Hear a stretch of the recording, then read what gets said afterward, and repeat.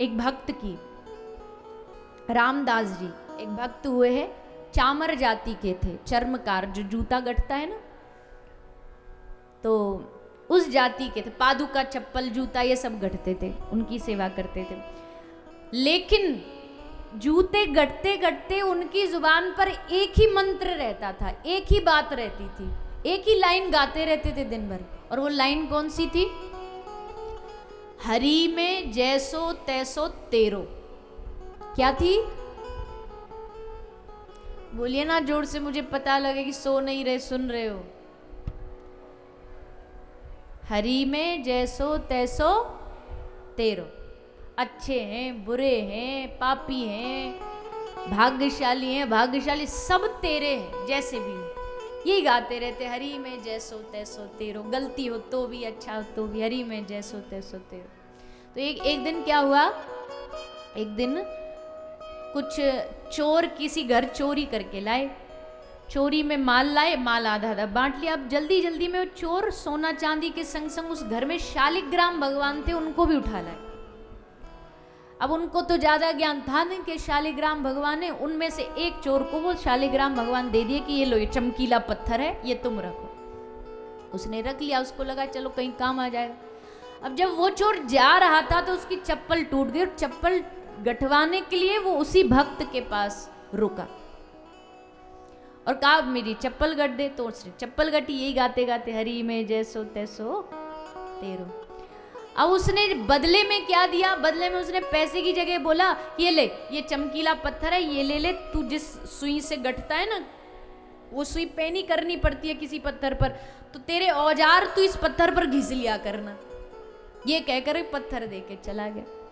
वो भक्त भी बड़ा भोला, उसे पता नहीं है शालिग्राम भगवान है, वो बस शालिग्राम भगवान पर अपना वो सुई, अपना औजार घिसता रहता और गाता रहता, हरि में जैसो तैसो तेरो, हरि में जैसो तैसो तेरो। रोते, आंख से आंसू बहते रहते, ये बोलते बोलते और घिसते रहते, हरि में जैसो तैसो तेरो। एक संत एक दिन गुजर रहे थे, उन्होंने पहचान लिया, अरे ये तो शालिग्राम भगवान है।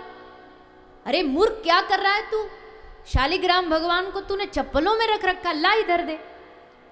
लेकर के संत जी उसको अपनी कुटिया में चले गए। अब देखो हमारे ठाकुर जी का स्वभाव देखो, संत जी आए, शालिग्राम भगवान को पंचामृत, दूध दही सबसे अभिषेक किया, गुलाब जल, गंगा जल, चंदन लगाया बढ़िया, और बढ़िया सिंहासन पर विराजमान किया, पुष्प अर्पित किए, तुलसी अर्पित करी, खूब पूजा पाठ करी। और रात को जब सोए तो सपने में शालिग्राम भगवान ने आकर के डांट लगाई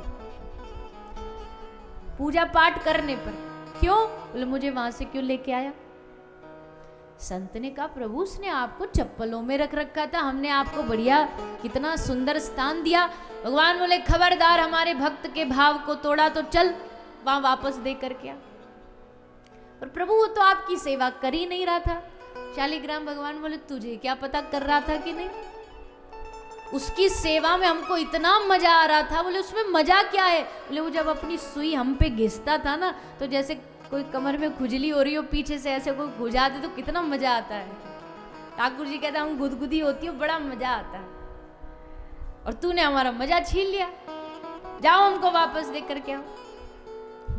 सुबह संत जी उठे, पहले तो खूब रोए भगवान के स्वभाव को देख के, वाह रे प्रभु तुम्हारी विचित्र लीला, तुम किन्हीं साधनों से नहीं रीझते, तुम कोई धन दौलत से कोई तुम्हें रिझा नहीं सकता, पता नहीं कब कौन सा भाव तुमको रिझा दे, क्या पता।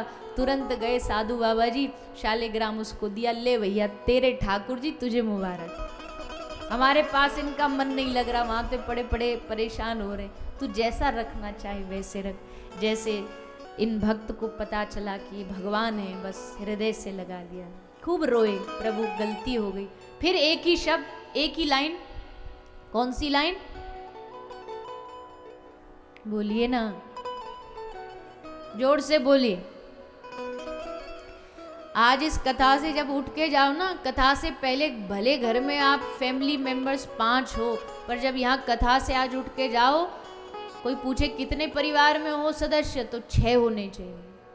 5 तो आप हो, पर 6वें सदस्य खुद ठाकुर जी आपके बन जाए, वो परिवार का हिस्सा बन जाए।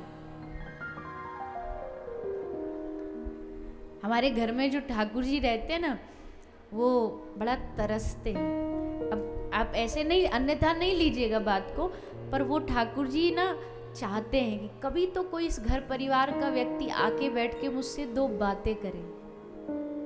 सिर्फ अगरबत्ती लगा के कोई एहसान नहीं करना भगवान पर। कभी बैठे, पूछे, प्रभु आप ठीक हो? प्रभु आपको कुछ चाहिए तो नहीं? मैं क्या सेवा करूं आप? दो बात तो करो।